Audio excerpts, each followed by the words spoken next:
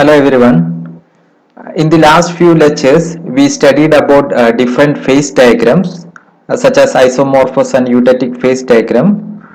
We studied about the Gibbs phase rule, and we also learned about the lever rule for identifying the percentage of composition. And in this lecture, you will be learning about the microstructural evolution during cooling using the phase diagram. So we know that when we are cooling from particular level, so there will be phase changes. So phase changes will happen at different temperature. So in a quite simple phase diagram like isomorphous phase diagram, which we have studied earlier, and one of the example is given here, that is the Copernican phase diagram. And here you can see that above the liquidus state, the material is a single phase liquid, and on cooling further down, we are cooling along this line, this vertical line. On cooling, we cross the liquidus phase and enter into a two-phase region. So this is a two-phase region, the central region, where the solid and liquid phase coexist with each other. And on further cooling, we cross the solidus line, and the material is now fully crystallized into a polycrystalline solid of compositions. There will be two boundaries, the liquidus boundary as well as the solidus boundary.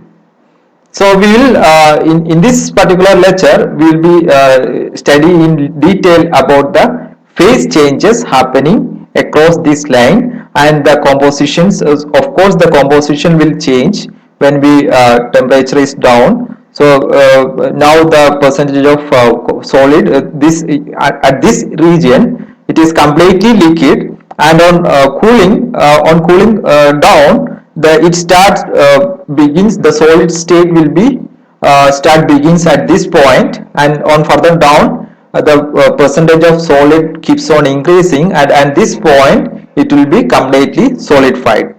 So this is so we will study in detail about the microstructural changes in phases during cooling. Now let us consider a particular alloy such as the copper nickel alloy, as we see here, and look at the microstructural evolution in that alloy. First let us plot the phase diagram for this alloy.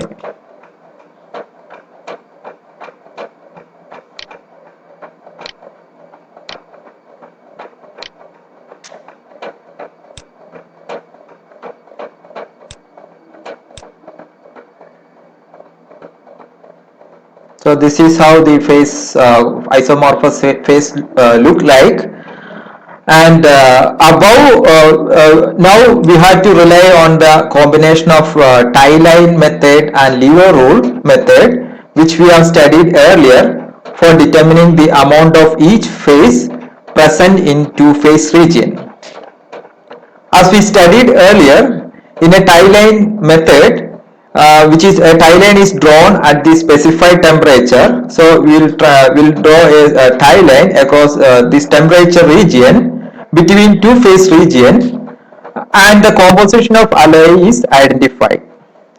The percentage of one phase is calculated by dividing the length of the tie line from the overall composition of the alloy to the phase boundary for the second phase, divided by the length of the total tie line, and if you want to calculate the percentage, we have to multiply with 100.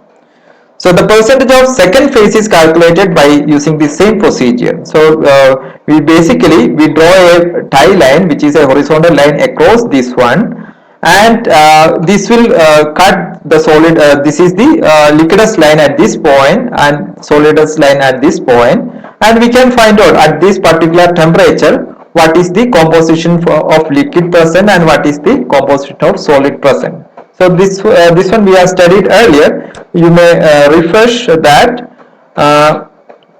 Now in this particular diagram, above the liquidus temperature, the interface will be uniform liquid. So if you consider the this region, the above this region, this is completely liquid phase. So this will be completely a liquid phase, uniform liquid phase. So if you plot the phase, this will be a uniform liquid. So this is the liquid. Now we are considering this particular alloy. We are reducing the temperature for a particular alloy compositions, that is 60% weight nickel. So this one here you can see the 60% weight nickel. We are considering that. So this is so liquid, and we now we are reducing the temperature. As we cool, so this is a completely liquid state, and as we cool the liquid, there will be thermal contraction so that the volume of the liquid will reduce. Also the liquid velocity, viscosity, the liquid viscosity will also increase, and at liquidus temperature, so at this point it reaches the temperature, we can call it as the liquidus temperature. This is the liquidus temperature. Let's put TL. This is TL. So this is liquidus temperature. So let us represent as TL. This is the TL. Anyway.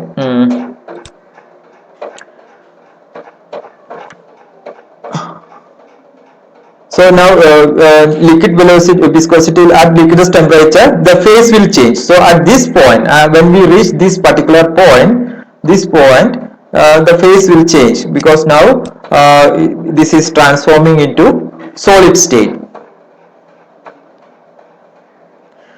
We can draw a tie line. By using the tie line, the composition formed is, we can find out the composition formed. Let us draw a tie line here, this point. Let us plot a tie line. Okay, we can draw a tie line here. So this is the tie line, this is a horizontal line, and we can find out the composition. So this composition we can represent it as CS. This one we can write as CS. This is CS. Okay. Let that be CS. Now this horizontal line meets the solidus line.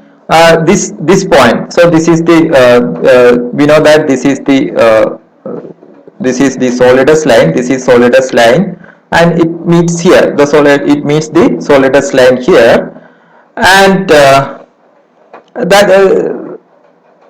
this so that that corresponds to that this particular CS, that corresponds to the composition of first solid form. So let's see how it looks like. So this is not a really solid, because at this temperature only it start deforming into solid. So if you draw the this one, the composition of this one, the phase of this one, this will be mostly liquid. This is mostly liquid, but here and there some solid will be formed. Some solid regions will be start to form. So let us represent it this one like this. As we now lower the temperature, the fraction of solid which will be increasing. Now at this point, if you apply the lever rule, it is mostly liquid. We can just say that the solids start to form, but if you start reducing the temperature further down, let's say at this point, if you draw a tie line, that will be like this, and now the arm is divided by, so if you want to find out the fraction of solid form, that will be the opposite lever arm. So that is by the lever rule, we need to find out this length. So this length from the overall compositions to this length divided by total length. So that gives the fraction of solid presence. So if you compare this one with the earlier figure, so in this figure there is this line is 0. There is no such line here. That means the percentage of solid present is 0. But at this point, now the solid phase start forming, and it will be at this point. If you compare this point, it has got this much of solid. And if you really apply the tie line rule here, The first solid form, when we lower the temperature below the liquidus temperature, it is it's not much, there is not much solid, and here the fraction of solid form is increases. At this point the fraction of solid formed is increases, and we can if you want to if you want to draw the phase diagram of that at this particular point, we can draw that what will be the phase at this point. So if you draw the phase at this point, it will be like this. So there will be a mixture of solid and liquid, and it will be almost equal phases of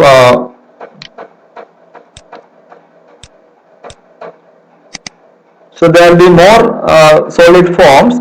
So you'll study this one in detail. This is a kind of nucleation process. So this is transforming to solid form, and there will be mostly liquid phase. It's a mixture of solid and liquid phase. So as we lower the temperature further down, the fraction of solid form increases, and when we reaches the solidus line here, so this is the solidus line, this is solidus line, and this is the liquidus line, liquidus line. So when we reaches the solidus line, the solidification process complete. Hence, it will be a complete crystalline.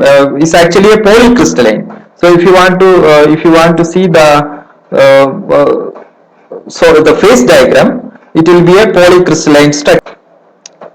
Now, if you want to see the phase change, the final phase change at this point, the point here, it will be a if you draw this one, this will be a region of crystal. So this will be a polycrystalline.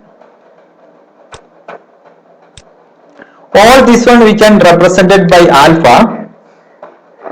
Alpha represent we used for solid. So all these are alpha phase. All this one we can alpha phase, but their orientation is different. So what we finally get is a single phase but polycrystallines, and all are represented by this kind of solid phase but with different orientation. Inside this one, these are different grains. So we can say that these are all crystal but different grains with some grain boundaries. So these are solid grains which are separated by grain boundaries, and each of these grains will be having different orientations. Another thing is that in order to have this kind of property, so in order to form the alloy, both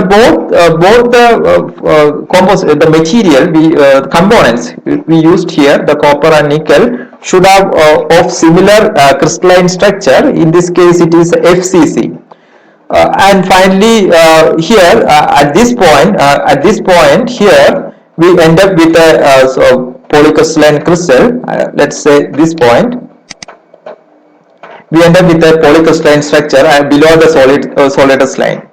And if the alloy is cooled beyond this point, if you further cool it down, there will be no microstructural changes. There will not be any microstructural changes happening. So basically, here above the liquidus line, it is a completely liquid phase and it is a uniform liquid. And we lower the temperature, there is lot of changes happening, like the liquid volume changes, the viscosity changes. At this point, the solid formation start beginning. When we at this point the percentage of solid is 0, we can say that using tie line it is 0, and when we further down the temperature, the percentage of solid increases, and at this point if you draw this tie line, it is completely solid. At this point there is a liquid. The liquid proportion corresponds to the tie line to this end, and it is 0. So it forms completely solid. So this is the microstructural changes happening when we cool down the alloy, particular percentage of alloy, and here we consider an isomorphous phase diagram which is having two phases, and we are considering that when it is liquid it is a uniform liquid, and when it is a solid it is a perfect solid, a uniform solid. and we consider this simple example in order to see the microstructural changes happening inside the when it is crystallizes by using the phase diagram. And if you are going to look into this eutectic phase diagram, it will be a different story. So, in summary, the solidification process is very extensive for equilibrium condition and must be maintained at all temperature. The cooling has to take place slowly in order for readjustment to occur in the composition of the two phases, which will yield in one phase diagram previously viewed. The diffusion process is the driving mechanism for the composition readjustment, just as the diffusion depends on the time in order to maintain equilibrium during the cooling, and the composition readjustment needs sufficient time. So let us wind up this topic here. Thank you.